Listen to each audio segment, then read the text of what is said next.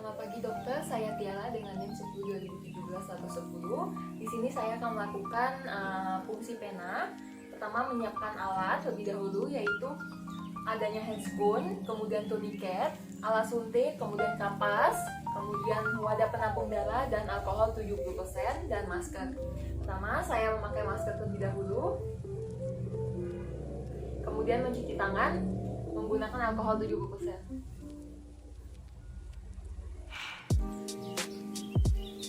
Kemudian memakai handspoon,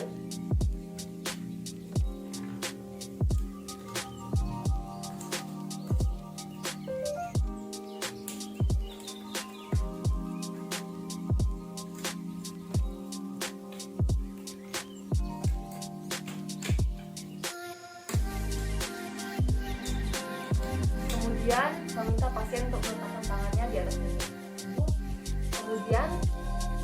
Kemudian melihat pena pasien terlebih dahulu, kemudian mengikatnya menggunakan tourniquet di atas lengan atas,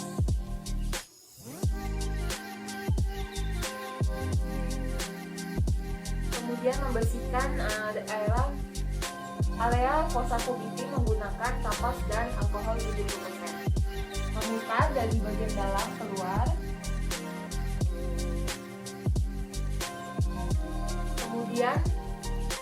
kemudian tegakkan pena agar tidak bergerak dan agar terlihat jelas. Kemudian memberitahu pasien, "Bu, ini masih baru." Kemudian buka. Kemudian memeriksa pena, terus meminta pasien agar mengepal buka tangan. Bu.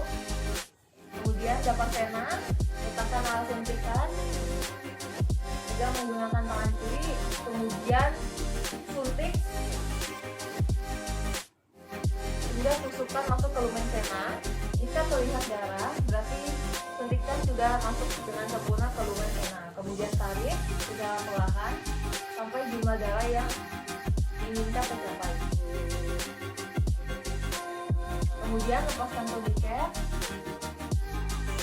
pakai kapas kering di ujung suntikan, kemudian lepaskan suntikan dan ketika ibu memegang kapas ibu, kemudian buka suntikan, ambil wadah penampung, masukkan darah ke wadah penampung. Jika menggunakan antikoagulan, segera aduk hingga homogen.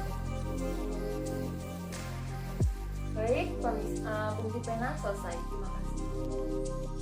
Setelah pemeriksaan masa pembekuan cara Lee dan White, yaitu menyiapkan alat, pertama yaitu alkohol 70%, kemudian rak dan botol, dan 4 tabung, kemudian kapas, semprit 5 ml dan stopwatch. Pertama yaitu menyiapkan rak dan 4 tabung terbuat dari kaca yang berlapis silikon atau tabung plastik. Kemudian menyiapkan semprit 5 ml. Kemudian pertama melakukan fungsi pena dengan semprit 5 ml. Kemudian ketika sudah terlihat darah pada ujung semprit, nyalakan stopwatch. Kemudian isap darah sebanyak 5 ml. Kemudian alirkan darah pada setiap tabung sebanyak 1 ml. Kemudian pada tabung pertama setiap 30 detik miringkan, lihat apakah sudah terjadi pembekuan. Kemudian jika darah pada tabung pertama sudah membeku, lakukan pada tabung kedua, ketiga, dan keempat secara berurutan. Kemudian secara berurutan, kemudian masa pembekuan yaitu nanti dirata-ratakan yaitu tabung pertama, masa pembekuan pada tabung kedua, ketiga, dan keempat. Kemudian hasilnya dibulatkan, laporan hasil dibulatkan menjadi setengah menit. Kemudian normalnya yaitu 9-15 menit. Kalau di atas 20 menit yaitu normal. Kalau di bawah atau kurang dari 9 menit itu tidak terjadi apa-apa. Baik, terima kasih. Percobaan pembeningan semprit. Pertama yaitu menyiapkan alat, yaitu adanya stigmomanometer dan stopwatch.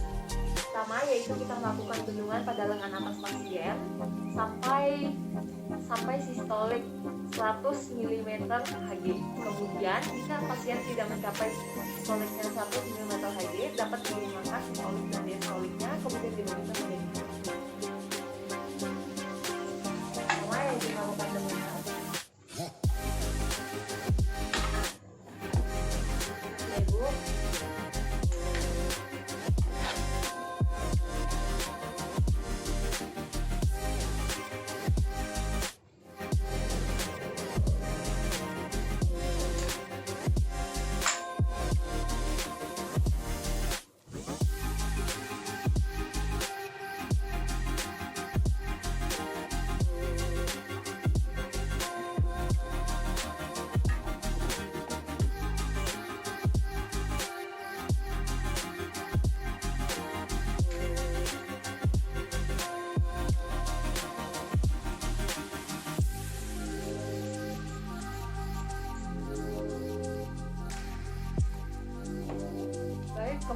tahan sampai 10 menit, kemudian lepaskan bendungan.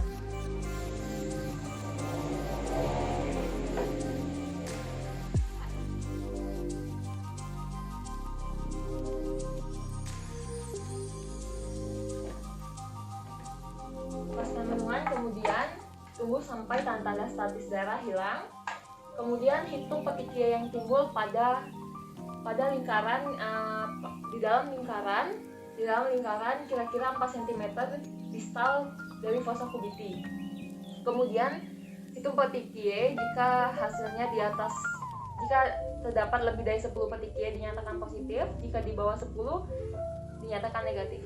Baik, percobaan pembendungan lampelit selesai.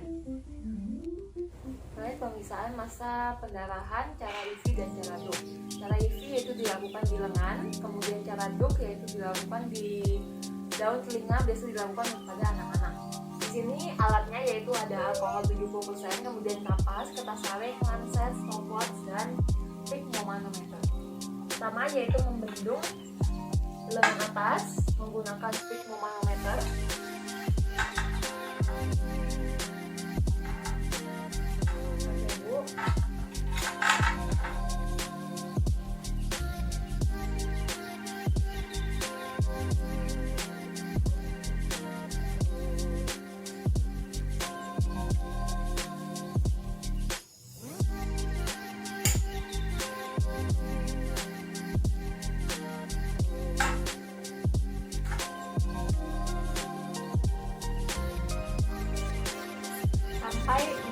sampai tekanan 40 mm Hg.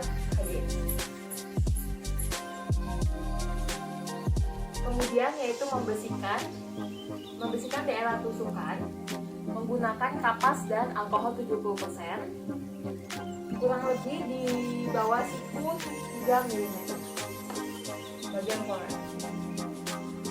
Kemudian tusuk menggunakan lancet pada daerah yang telah dibersihkan dengan kedalaman kurang lebih 3 mm.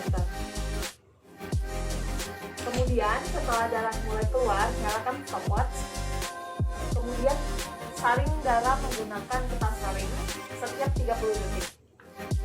Hindari kertas saring menekan bagian kulit. Kemudian catat masa waktu pendarahan. Baik, pemeriksaan cara ini selesai.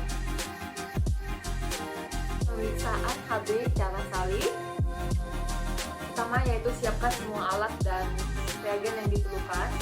Kemudian isi tabung kosong dengan 5 tetes HCl 0,1 N sampai garis terbawah atau sampai garis tanda 2. Kemudian isi pipet sali dengan darah sebanyak 20 mikroliter. Kemudian jika ada darah yang menempel pada ujung pipet sali, lap menggunakan kapas. Kemudian kemudian masukkan pipet sali ke dalam tabung HCl tadi. Kemudian alirkan darah. Kemudian bilas pipet sali menggunakan HCl yang ada pada tabung yang masih jernih. Kemudian cegah terjadinya gelembung udara. Kemudian aduk hingga terbentuknya warna kecoklatan. Kemudian tambahkan aquades tetes demi tetes pada setiap kali aduk sampai tercapainya warna standar. Kemudian persamaan warna standar dengan warna awal sekitar 3-5 menit. Kemudian lihat hasil dalam satuan gram per desiliter. Kemudian hasil harus dibulatkan seperti 9,0 sampai 9,0 sampai 9,5 atau 10. Tidak boleh ada hasil seperti 9,7. Oke, pemeriksaan kadar HB cara salib selesai.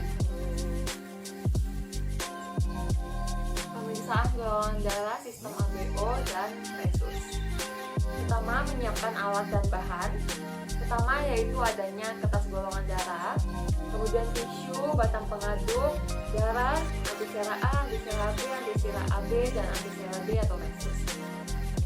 Pertama yaitu menuliskan pemilik